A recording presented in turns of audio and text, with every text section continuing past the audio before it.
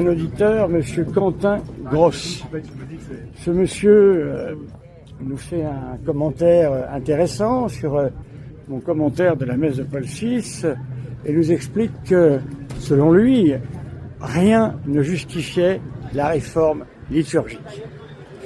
Quelle idée ce monsieur se faisait-il de la messe avant la réforme? Imaginait-il une messe parfaitement célébrée, selon les rubriques, uniforme partout? Oh, quelle erreur! La messe de Saint Pie V a été trafiquée dès le début du XXe siècle. Je me suis évertué à le montrer à travers, en particulier, les moines qui ont très tôt commencé à célébrer face au peuple et en français. 1920, les premières messes de ce type célébrées.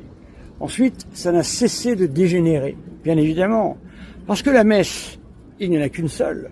Ce sont les rites qui sont différents. Donc, venir dire messe nouvelle, ça ne veut rien dire du tout. Il n'y a pas de messe nouvelle, il n'y a pas de messe ancienne. La messe, c'est la messe. Il y a je ne sais combien de rites qui existent dans l'Église catholique. C'est la messe. J'ai assisté hier au rite des Coptes égyptiens. Je n'ai rien compris du tout à cette messe-là. Mais est-ce que cette messe a moins de valeur que la messe Saint Pie V que nous avons célébrée ce matin? Pas du tout. La messe, c'est la messe, mes amis.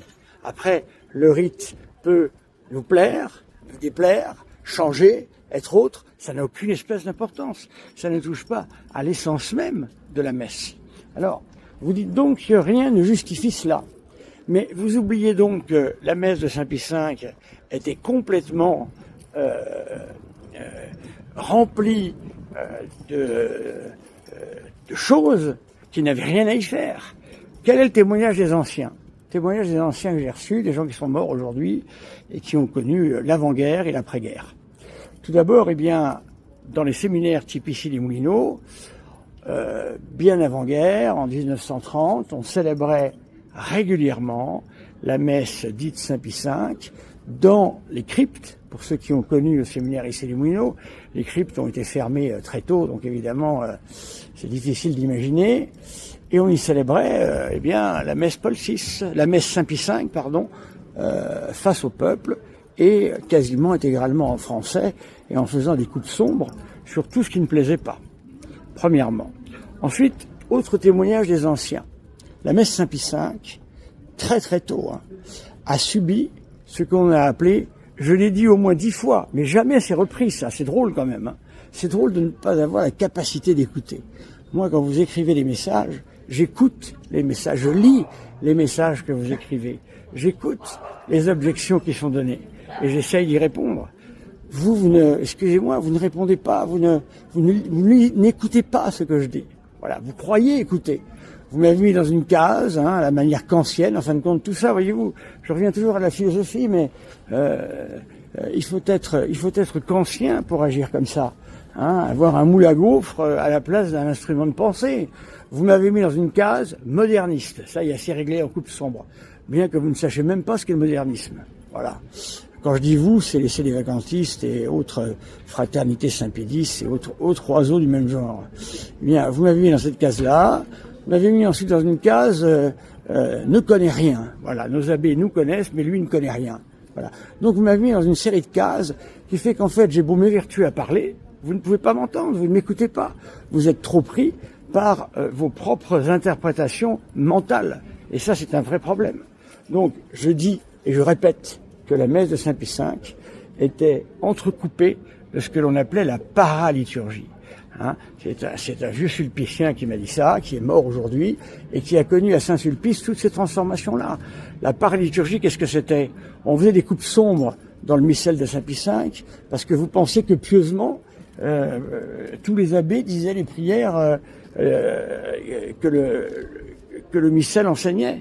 Non, je vous le dis tout de suite, non.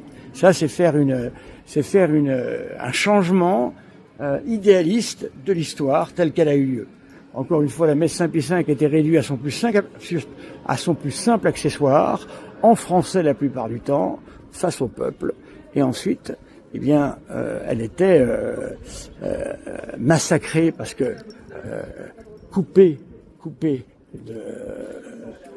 dans certaines de ses parties, et ensuite, bien évidemment, ce qu'on appelait la paraliturgie faisait qu'en fait la messe était au milieu de plein d'autres choses. Et elle pouvait très bien concurrencer les pires messes Paul VI qu'on a pu connaître. Quand monsieur le funeste Maccabée, dont on ne connaît pas le nom, là, où on le connaît, mais il n'est pas dit, hein, ce funeste monsieur nous explique avec son carnaval de l'enfer, regardez la messe de Paul VI. Mais si nous avions eu des vidéos, mais hélas nous ne les avons pas, malheureusement, parce que ça n'existait pas, mais si nous avions eu des vidéos au XXe siècle, au XIXe siècle, au XXe siècle surtout, eh bien nous aurions vu les dérives, bien évidemment. Tous ces prêtres que je vous cite, ces prêtres du Sillon, ces prêtres de Marc-Sangnier, ces prêtres sociaux qui ensuite ont suivi le communisme dans son mouvement. Vous pensez que ces gens suivaient le missel de Saint-Pie V à la lettre? Non, absolument pas, mes amis, pas du tout. Hein, il faisait de la paraliturgie. Alors on faisait des présentations en tout genre.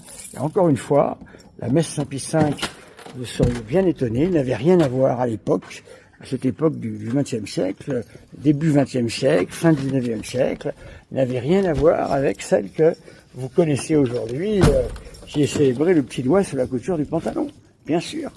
Donc, si vous n'admettez pas ça, il n'y a pas de discussion possible, vous comprenez? Il y a une histoire tout de même dont il faut tenir compte. Moi, l'histoire, je la connais par des témoins. Hein. J'ai pas l'âge, évidemment. Hein. Je n'étais pas né au début du XXe siècle. Mais les témoins que j'ai entendus y étaient. Ils étaient séminaristes, certains étaient prêtres, voilà. Et donc ils m'ont raconté. Et comme ce sont des témoins crédibles, et comme je suis catholique et je crois dans le témoignage et la tradition, eh bien je sais qu'ils disent vrai. Voilà. Donc, cher monsieur, vous parlez, pardonnez-moi, sans connaître, hélas.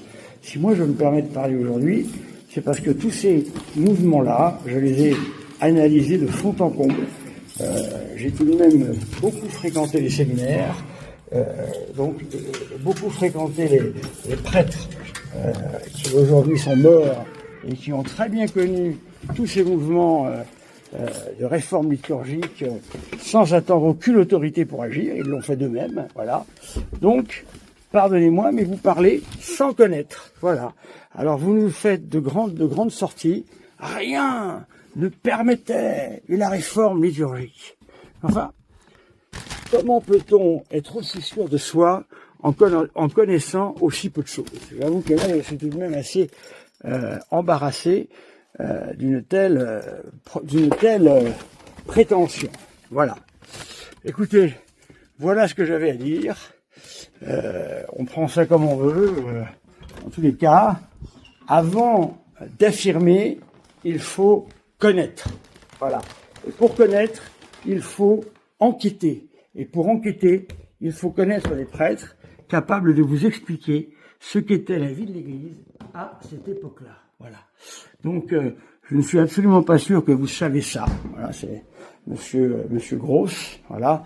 Donc, vous feriez bien de me faire confiance parce que, encore une fois, j'ai connu tous ces gens qui ont connu les allées folles. Voilà. Et je peux donc en parler en témoin véridique. Voilà.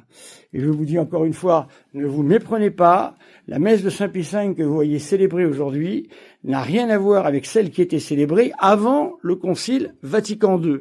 Voilà. Hein, et depuis le début du XIXe siècle, le début du XXe siècle. Tous les textes que je vous lis et où je vous montre l'état du clergé sous le pape Saint Pie X devraient suffire pour vous informer. Mais hélas, vous ne m'écoutez pas. Parce que je ne suis pas du sérail, voilà. Je ne suis pas du sérail. Il est certain que si c'était Monsieur de la Chanonie qui est prêtre comme moi, danseur à l'opéra, eh bien, Monsieur de la Chanonie dirait la moitié de ça, il serait immédiatement cru. Et pourtant, Monsieur de la Chanonie ne connaît rien à rien, pardonnez-moi, et il n'est même pas prêtre, car il fait partie, eh bien, de ce que l'on appelle les ordinations TUC, c'est-à-dire les ordinations TOC. Car Je répète encore une fois, si l'Église a toujours demandé à ce qu'il y ait plusieurs évêques ordonnateurs, c'est pour éviter ce qui est arrivé avec Monseigneur Tuc. Monseigneur Tuc, il était de notoriété publique qu'il avait perdu la tête, il était marqué par un gâtisme évident, donc il s'est fait prendre, malheureusement le pauvre, je le plains, il s'est fait prendre par des gens sans vergogne qui l'ont conduit à faire des actes qu'il a amèrement regrettés, tant et si bien qu'il a, la plupart du temps, il a ensuite été à Rome pour demander pardon. Voilà, cher monsieur, j'espère que j'ai répondu à votre objection.